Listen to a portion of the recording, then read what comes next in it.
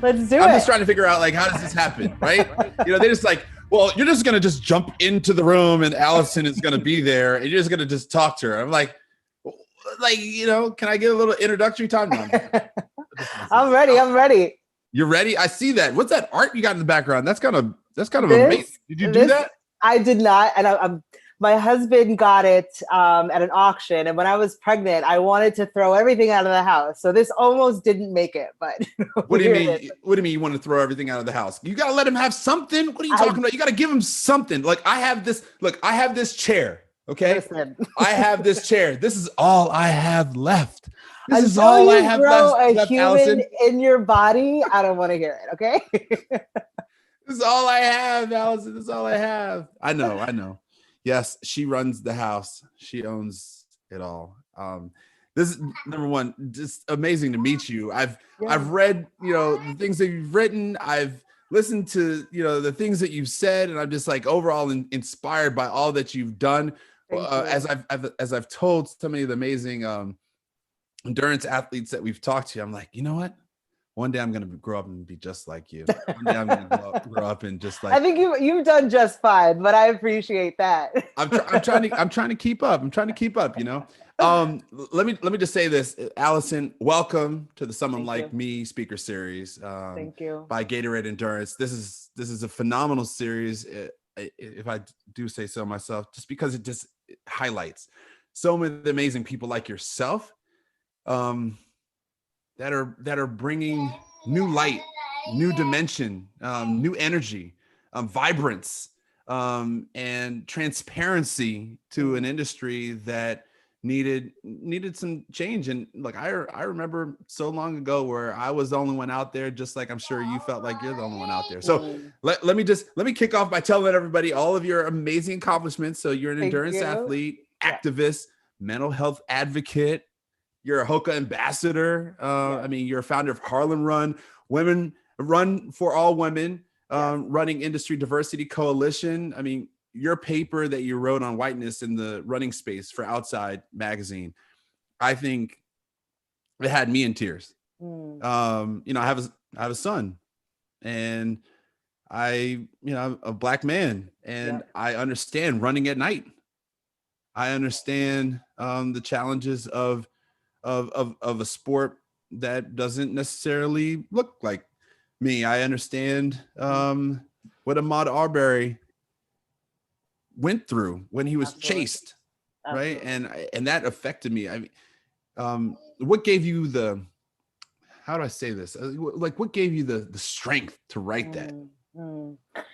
So, you know, even you saying that, it's bringing back all those emotions. And, you know, my son is right here by my side. And as I was thinking about what happened to Ahmaud, just, you know, waking up on a normal day, going for a run, and then being chased and gunned down in your own neighborhood, I thought about myself. I thought about my partner. I thought about my son. And all of the ways in which running has transformed my life has been such a beautiful, powerful part of my life. And now that was taken from me, right? Like that could have been me. That could have been any one of my friends. That could have been any one of my family. And all of that was bubbling inside of me. I sat down to write this piece, and it came out within minutes, because it's my own life, years of feeling this way. It's the ancestors and generations of this kind of racialized trauma that happens when you're doing simple, ordinary things. So I feel like almost, and this has never happened before, it's almost like the words were in me and they just came through me, like I was somehow a vessel for this message. But yeah, really still very emotional about that death and about what needs to change so that we can run freely. And switching gears, you know, they call you powdered feet. So you have this amazing article, like, which just transforms you, but you have this amazing energy that that governs the things that you do. And that's why they call you powdered feet, right? It comes from the Haitian Creole saying, right? I looked it up. Okay. Yes, a person so active, you never see them, just the footprints of where they've been in powder. Yes.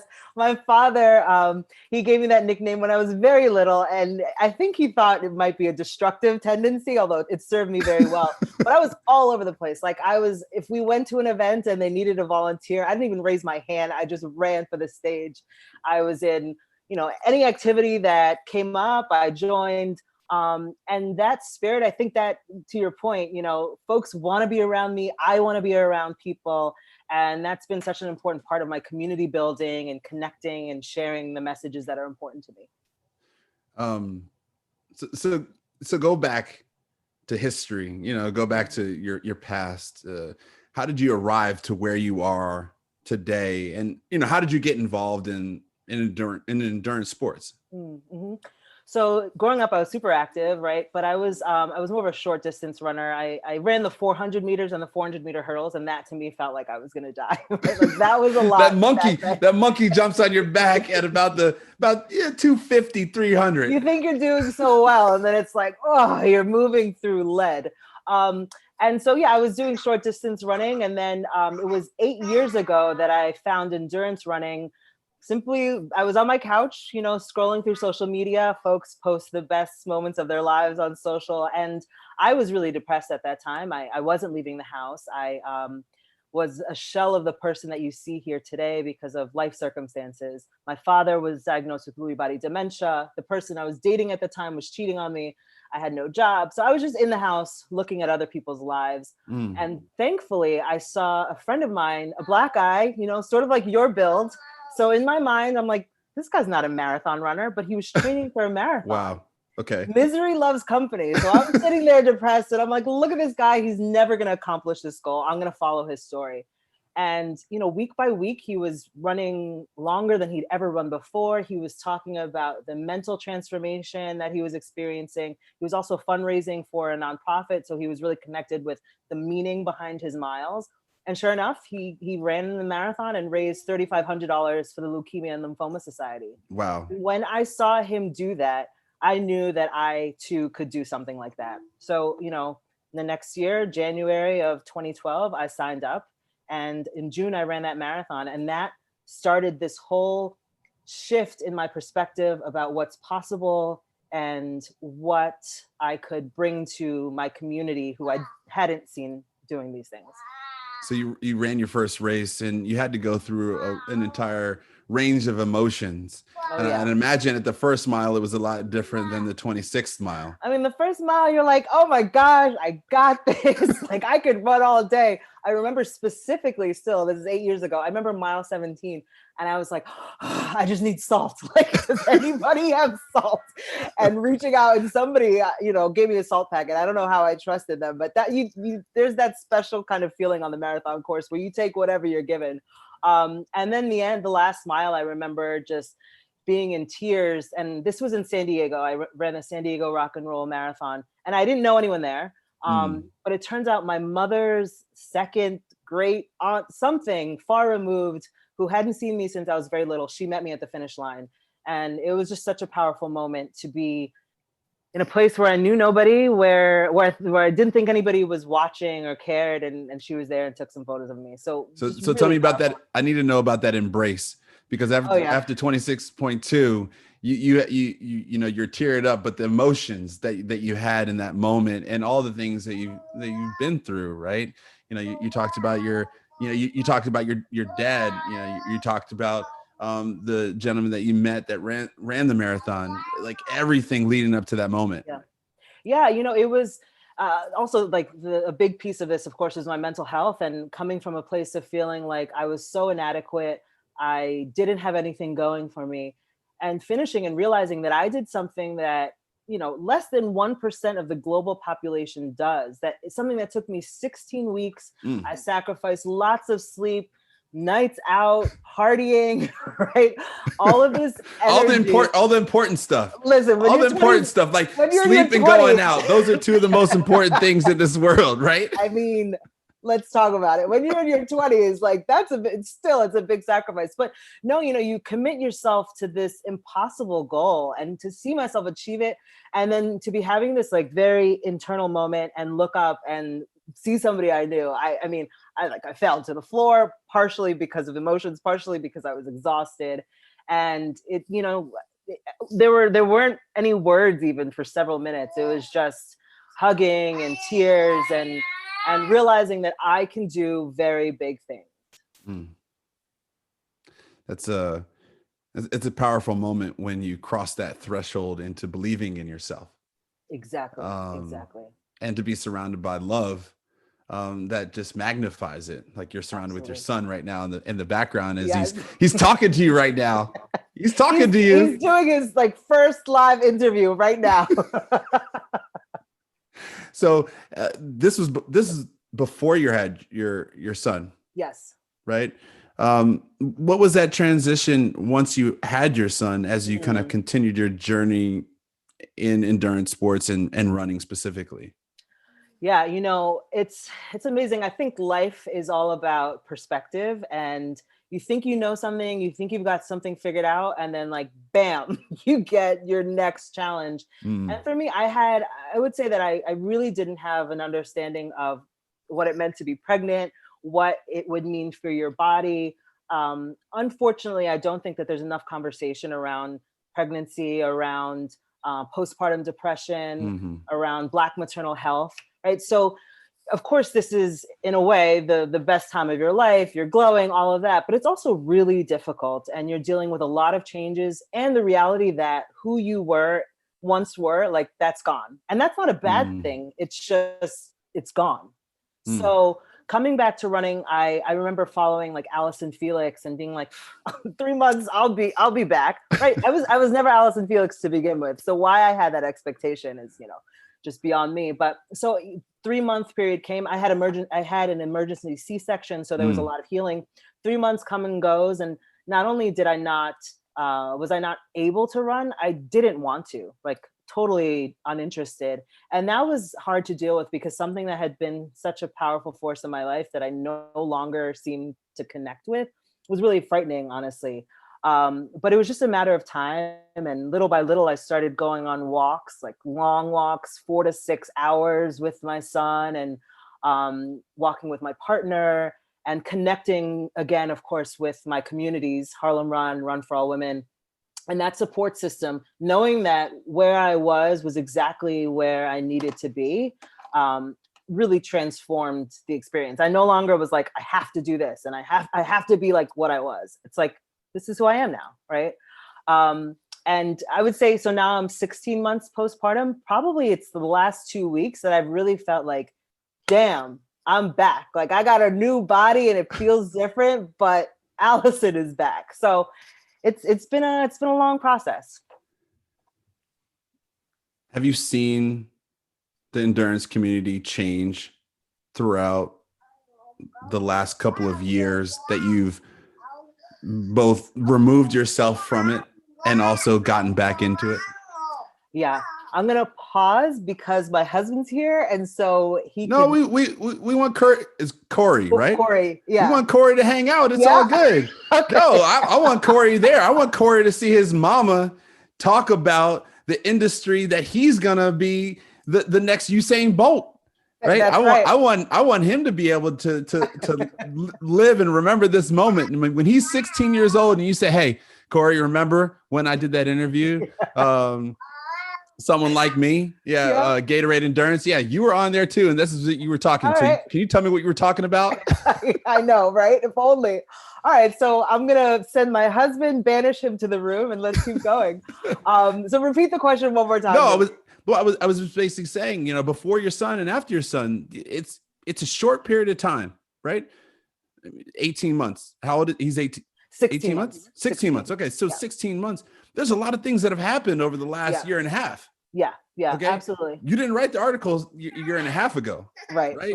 You were also in a different place a year and a half ago, but you were also in a different place, years before that, when you first started getting into the running industry. And now all of a sudden it's changed and your voice is that much more magnified. So I just wanted to know, as you've seen the industry shift, what have you experienced personally, and how have you sort of contributed to the changes? And what do you hope to see in the new endurance world community?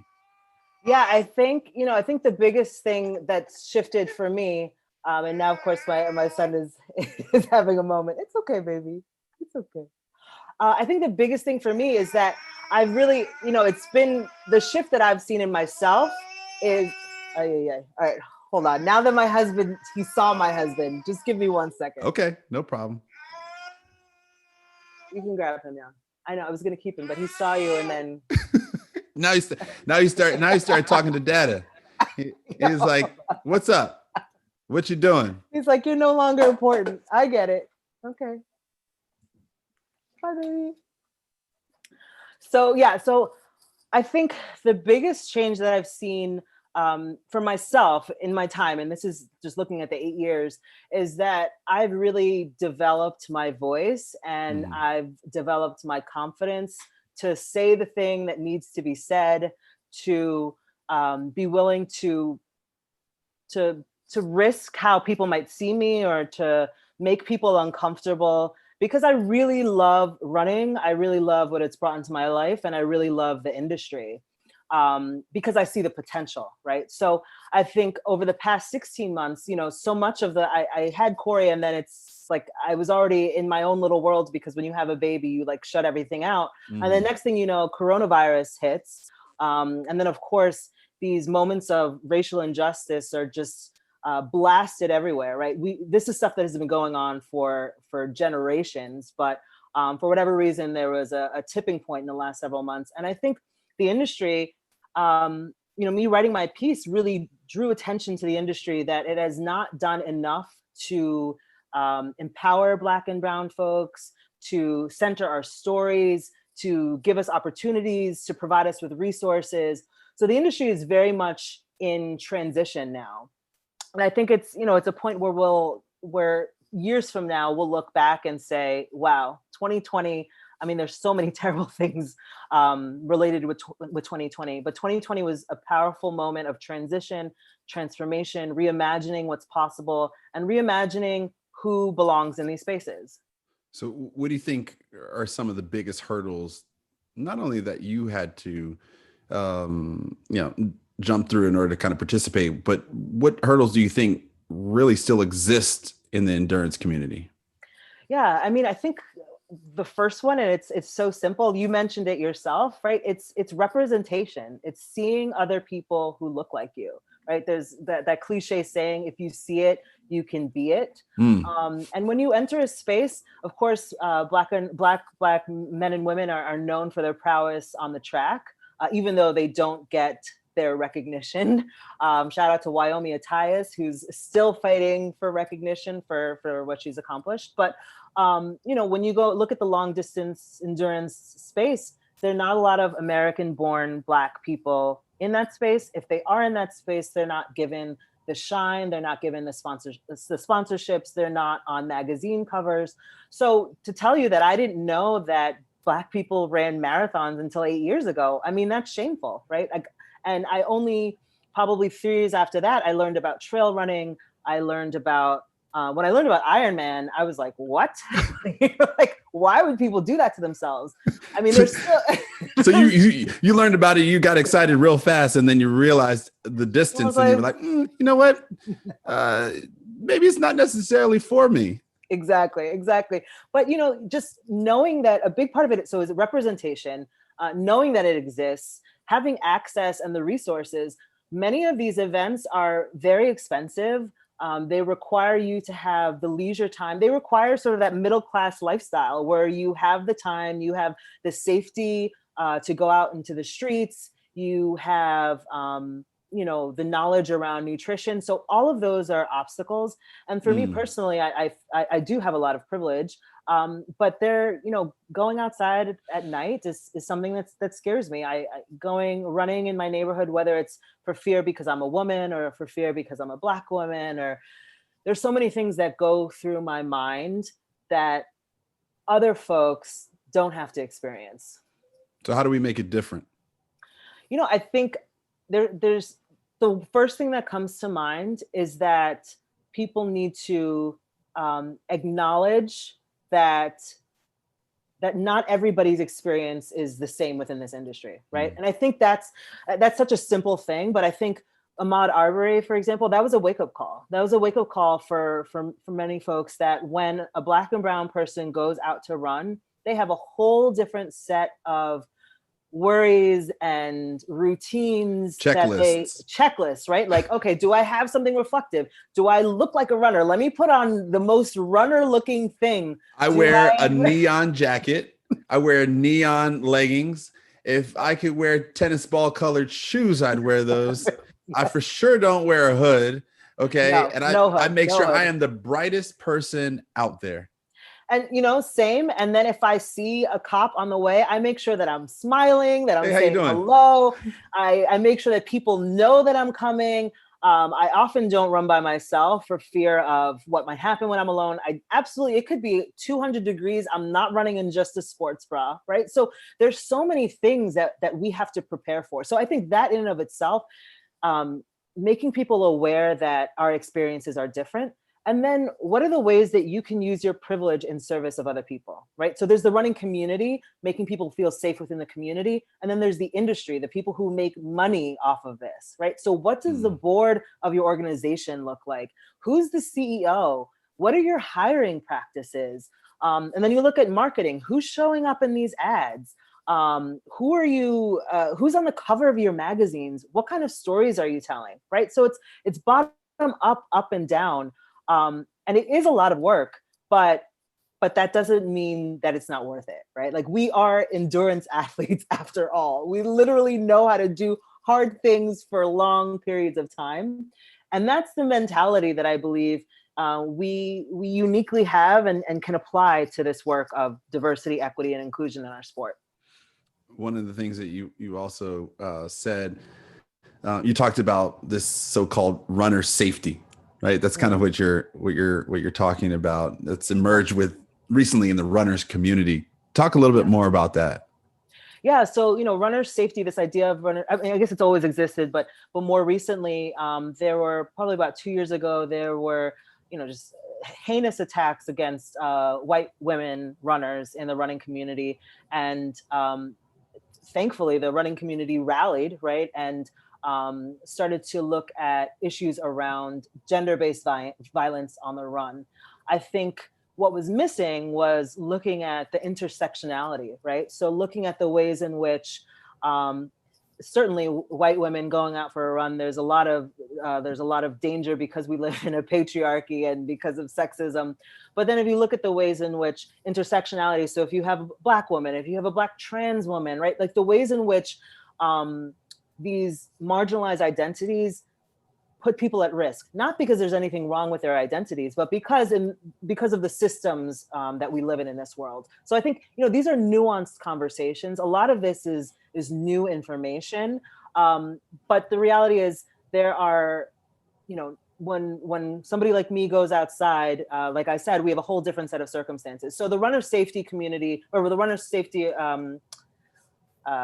I guess project emerged, movement emerged, and in the last 9-10 months, it's sort of shifted this focus to look to be more intersectional in its focus, to look at the ways in which each person has a unique set of circumstances that needs attention, and to look at, it's not the role of the individual to change themselves, right? Like, we shouldn't have to be a highlighter from head to toe to go out for a run. We need to look at, why do we live in a world where that's the case? How can we address the systems of oppression that make it so? How can we address the fact, rape culture, rather than tell the person who was raped, you shouldn't have worn that? So there's sort of like that perspective shift that I do believe is happening right now, and will take time. Why do you feel when you run, it's that political act? Listen, Black people in space, we've never had freedom of movement when you think about it, right? When we were forcibly brought to this country, we didn't ask to be brought here, right? So you have enduring slavery, then you have Jim Crow laws, you have miscegenation laws, right? So historically, Black and brown people, indigenous folks, where we live, when we can go outside, who we can marry, what we can do with our children, what kind of education they get, all of that has been regulated by the government, right? So the idea of Black and brown people moving freely in space is inherently political. It's also the most freeing and beautiful thing, right? Like, I'm so passionate about this because it absolutely saved my life. And I believe that everybody should be able to feel connected to themselves through movement, connected to the outdoors through movement, connected to community. But we have to recognize just how powerful it is that we go outside and dare to move freely. So how can the endurance community foster change around the things that we know were of our past, but not dictated into our future? Mm-hmm, mm-hmm. Yeah, well, a big piece, I never want anybody to act from a place of guilt or shame, right? Because guilt and shame get you stuck. It gets you really personalizing and thinking about you being bad, when in fact, many of us didn't actively participate in this. It's just that we were born into this. But I think, a big piece going back to representation, if there were more images of Black and brown folks doing these things, then folks wouldn't think that something was wrong when Ahmaud Arbery was going for a run, right? If you're more used to a diverse range of races, body types, people out in outdoor spaces, then it's not going to be, oh, this person must be up to something criminal, Mm-hmm. right? There also have to be more funding and resources given to youth in particular to expose them to things they might not be aware of, right? Mm-hmm. Like, think about the exposure for you and how much that made an impact in your career, right? Imagine if I had known about endurance running, like, I could be winning marathons right now. That's what I tell myself. But so I believe in you.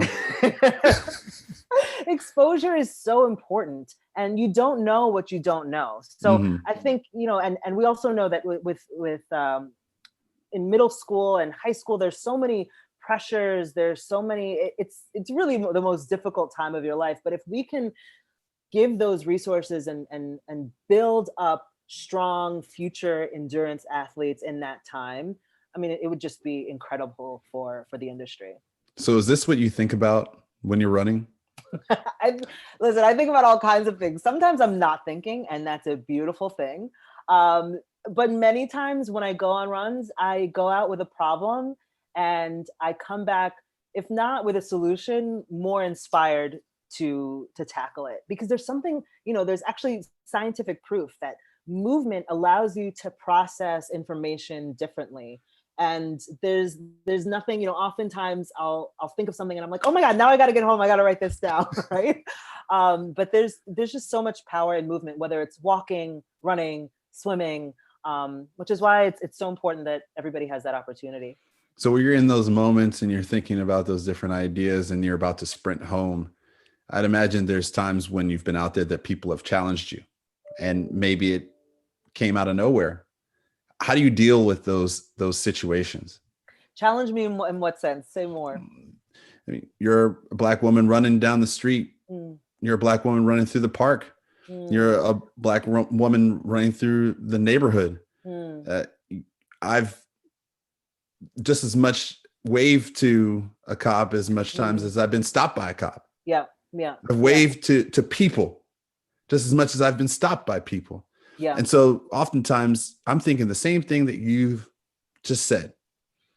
And, amongst other things, like the world of business, but you're out there. So you're going through your checklist that you talked about. And so you have to be tuned in. And then someone stops you and then you're kind of forced into a situation, or maybe it's an intentional situation where you have to now deal with yourself and deal with whomever you've now engaged with. And so I'm just wondering, we've all been in those moments. I've told the story 1,000 times. Snowboarding, I was going down the mountain and people call me N-word from the chairlift. When I was younger, I jump on that chairlift and I chase him down. Now I think, what do I chase him down, or why don't I just wait? Why don't I just wait right here and talk and have a discussion about why? Right. So just wondering how you deal with those situations in the moments that you've been, or the people that you've encountered. Yeah, it's hard, and there's no one way that I've dealt with it. I think in any given moment, the first thing that crosses my mind is my safety, right? How, if I challenge this, if I'm challenged and I rise to that challenge, or I engage in a conversation, will I still make it home, right? And I think for me, having, like a smaller build, and I mean, if something were to happen, I would fight, right? But I'm not confident in my fighting, and that's, that's something to be mindful of. How can I be more prepared? But it really is an evaluation of how safe do I feel? Do I feel like I could engage in a conversation and it would go somewhere? I can give an example. I was in Alabama, working with Latasha Brown of Black Voters Matter. She's an amazing activist and community organizer, and she does a lot of work in getting Black folks to the polls. So I was in Alabama. We were doing a tour there, going to different churches and engaging with folks to get them registered to vote. And this pickup truck pulls up with two white men. And in my head, I'm like, from the Northeast, I'm like, oh my God, this is like such an Alabama moment. It's like a pickup truck with two white men. And they have a big bus that says Black Voters Matter. And so I'm standing there and they say to me, what's that about? And I'm like, in that moment, because the bus was behind me, there were folks on the bus. I engaged in the conversation. And it turned out to be a fine conversation. But if it were late at night, if I were by myself, you better believe I would have turned and ran, right? So there's this constant negotiation, which is emotionally exhausting. And to your point, I could have just come up with the best idea of my life on my run. And I'm trying to get home to write this down. And this moment of potential racial trauma, potential gender violence comes up, and it's something that you have to deal with on the spot.